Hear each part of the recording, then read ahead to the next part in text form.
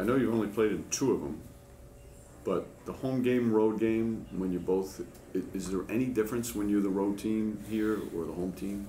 I think, when we're on the road, it's a road game. It's a Lakers home game. But honestly, when we're home, I feel like it's a 50-50 game. Because of obviously the Lakers and their tradition and their history. I mean, it feels everywhere I've been.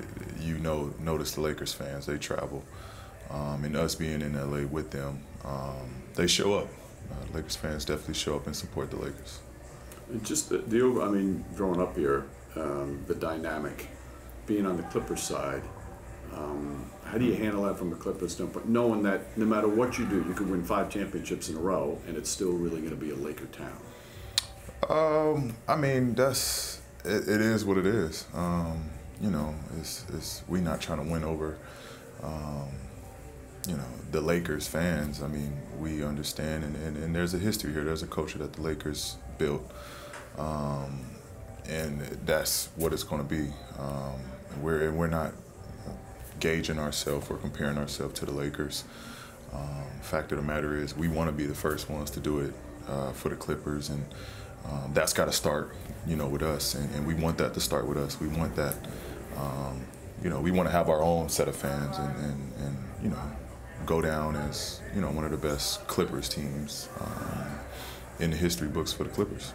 With that said, the Clippers sold out every game for, I think it's like 6 or 7 years.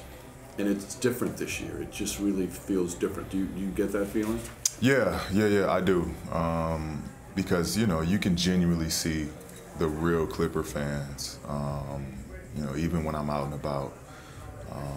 And as much Lakers heat, I get, there's some actual genuine Clippers fans that are out there that, can go on and on about how long they've been Clippers fans, and they'll tell me the rosters, and they'll tell me, different moments of games. So it's cool when you get the real Clippers fans and you have real convo and dialogue with them, because then you just see how deeply they are Clipper fans.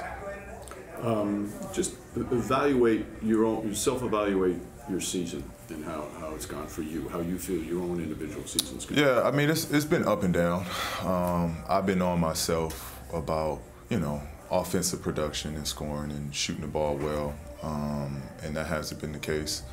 But then, when I sit back and I kind of, look at where we at and where I am, we're in a good place, and that's first and foremost. I mean, I told the team and told Doc, the only thing I'm focused on at this point in my career is helping the team win, being productive on the winning side.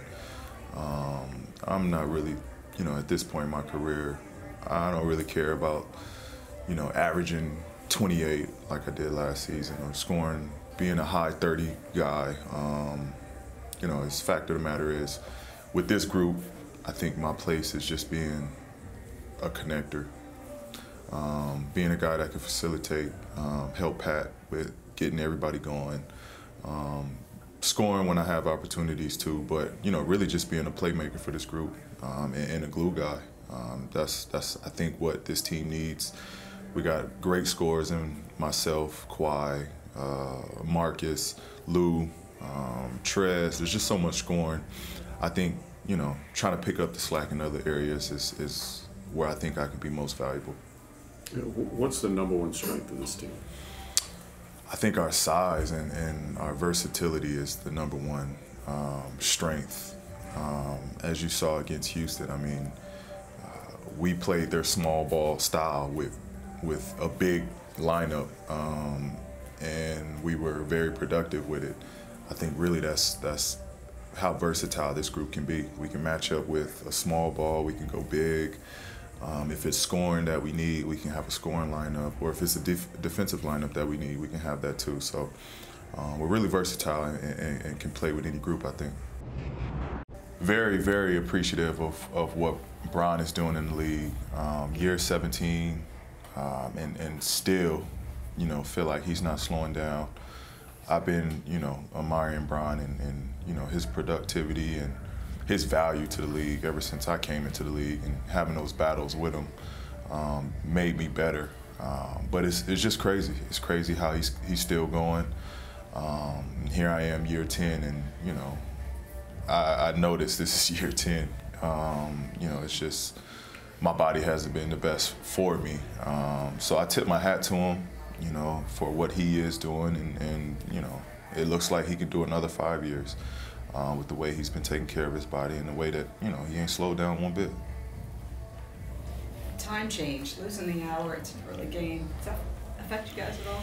What might? Not necessarily. I mean, obviously we'll see tonight, or this evening, but you know, I'm not sure. I don't think so. We've had our fair share of these afternoon games, and we've fairly done well. So I think this group's pretty motivated to come out here and play against LA.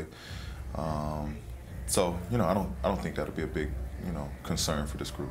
And lastly for me, are you doing anything different about this coronavirus? I know some people aren't signing autographs, or just your thoughts on it? Yeah, you know, I think it is something that NBA players and you know, everyone really needs to you know, be concerning about. I, in my career, haven't been much of a pre-signing or post-signing guy. You know, so it won't change my routine too much. But I know some guys are big into fan involvement. I think just be smart with it.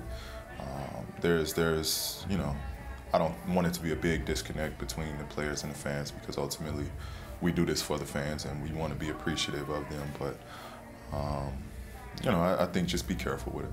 Did you ever play a game for whatever reason in your career without any fans? Which is a possibility. No. I mean, even in Fresno, we wasn't the best, but we had some fans out there. So. No, I mean, like sometimes if you know. Yeah, no, I haven't been a part of this where nobody in the crowd. It's gotta be bizarre. Yeah, it'd be a scrimmage pretty much. Yeah. Thanks for watching ESPN on YouTube. For more sports highlights and analysis, be sure to download the ESPN app. And for live streaming sports and premium content, subscribe to ESPN+.